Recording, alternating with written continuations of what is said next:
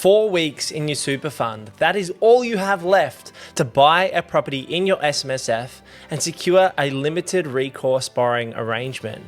Now, the government has just pushed through in the last few weeks on June 26th the Labor Greens deal, which essentially removes limited recourse borrowing in super funds. It doesn't mean you can't buy residential property or commercial property anymore. It removes the borrowing capacity in the self-managed super funds and only lets the big super funds buy all the real estate up and take on leverage and debt as part of that. But the mums and dads are going to have to stop borrowing. So what this means is on the 10th of August, 2026, you will have a hard deadline here in Australia to buy a property and secure it on a contract if you want to use SMSF lending. Now, if you buy a property before the 10th of August 2026, you'll still be able to attain finance approval and settlement can happen post this date, but you need to sign a contract and have your SMSF set up in the next 1 to 4 weeks and purchase prior to the 10th of August to actually be able to legally obtain lending in your self-managed super fund. Now, one of the interesting things in super funds is the difficulty in loan porting or changing the assets over a longer period of time. Our understanding is right now, as it stands, once you buy this property with the debt attached to it in your super fund, you're going to want to hold this asset for 10, 15, 20 years. Because if they don't bring back in the debt arrangement or the limited lending in the super fund in the next 5, 10, 15 years, this is the only window of opportunity for you to actually use debt in your super fund to get the power of leverage, which is one of the reasons we invest in property in the first place. Otherwise, you would just invest typically in stocks because they don't have tenants, they have less headaches, they've got less fees, they've got no land tax or maintenance or property management on top. But the reason we like investing in property is the benefits of leverage over a long period of time. So this is a trigger for yourself. You want to make sure that you get that contract date before the 10th of August. Now, what is grandfathered based on these changes? So the existing residential limited recourse borrowing arrangements are grandfathered in. So they're fully protected under the old laws, under the old legislation. And so you don't have to change anything if you've already got your self-managed super fund set up. If you are refinancing, that's okay too, because you had this in place prior to the 10th of August 2026. And there's also a carve out for commercial property or business real property. So this remains completely unaffected, meaning that SMSFs can still use the borrowing structures to buy warehouses, offices, factories, medical locations, industrial units, the list goes on. So commercial property is completely separated. They are removing the limited recourse borrowing arrangements for residential properties only. The idea is it's taking debt or leverage in the self-managed super fund space out of the real estate market, given all of the other government changes that have been going on in 2026. And what a massive amount of legislation and government changes we have seen to trusts, to capital gains tax, to negative gearing, to investor and overall market sentiment.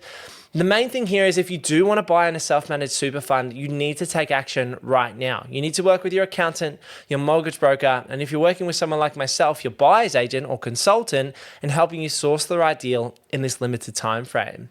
Now, there are 2 types of deals that I'd be looking to buy in my self-managed super fund right now, and I would be focusing on long-term growth. This is a 10+ year horizon. I don't think anyone buying a self-managed super fund deal in the next 1 to 4 weeks will want to buy something with a short to mid-term outlook, given that the lending is only going to be limited to this time window. And you will be able to refinance the property that you buy, but actually selling that and getting new debt won't be able to happen based on how we understand the rules as they stand today. So that means you should be buying a property that has fundamentals for the next decade or more in terms of growth potential. So for me, I would be buying in the major cities. I'll be buying in Brisbane or in Melbourne, taking a 10-year plus time horizon. Now, Melbourne's got a longer cycle ahead of it, in my opinion. Brisbane has some hype and especially money and demand running over the next 5 to 7 years, but Melbourne is at the bottom end of its cycle. So buying for, say, $1 million in the super fund in Melbourne could be a great opportunity. Similar to Brisbane, Brisbane's got probably a more mid-term time time horizon, around 7 years for the next cycle to likely to play out. Obviously, this is pure speculation for me as a property investor and a buyer's agent. But the exciting thing here is when you're buying in the super fund, you are taking that really, really long-term time horizon. So you want to buy low maintenance assets. You want to buy brick veneer, ideally, perceived inherent value in the property in terms of rebuilding it as well.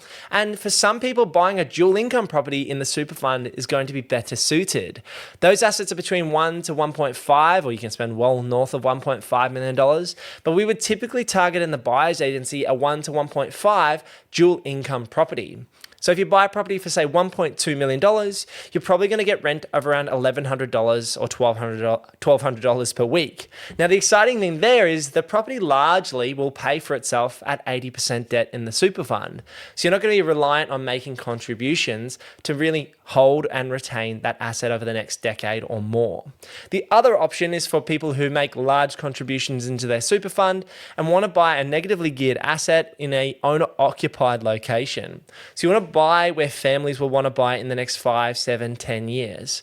And so that's the only reason you would look to buy a negatively geared property, is if you think people are going to pay a lot more for that asset in the future. Now, you're not going to get negative gearing benefits, and also the capital gains tax is different in super funds because you can look at pension phases and rolling over the asset. There's lots of things to talk about in the super space, which we won't go into today. But if you are leaning into the $1 million or $1.5 million single income asset, which say has a gross yield of 3 to 4%, it certainly won't be covering its expenses or washing its face. So you just want to make sure you buy where owner occupiers are going to be willing to pay more money. The land is absolutely scarce, and the property's not going to have too high a maintenance bill over the hold period that you own the asset. So lots happening in the super space. I just wanted to share with you my thoughts as to what's going on in the SMSF space at the moment, because we had a big uptick in the buyer's agency, especially with the deadline on the 10th of August 2026. So I just want to get this out there, talk through the limited recourse borrowing, what I would be buying in 2 different styles of assets, where I'll be buying, Brisbane or Melbourne, and different value opportunities. And this all needs to be customized to your situation. So you also need to look at what else you've got in your super fund, what have you got in your personal names, what's your 30-year plan. All of these things need to be factored into where you buy and what you buy and how you buy. But it's certainly possible to buy in your super fund as it stands right now, but you've only got the next 4 weeks to do so if you want to take on debt and buy a property in the residential space. If you want to buy a commercial, which we help with people and clients especially as well, then you're not going to be impacted. But residential borrowing, get out there and buy a new super fund.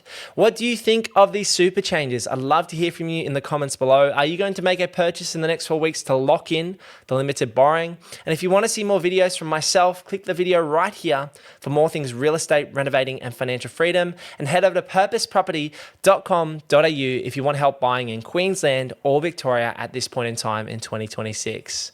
Thanks for sticking around. I'll see you in the next one. Peace.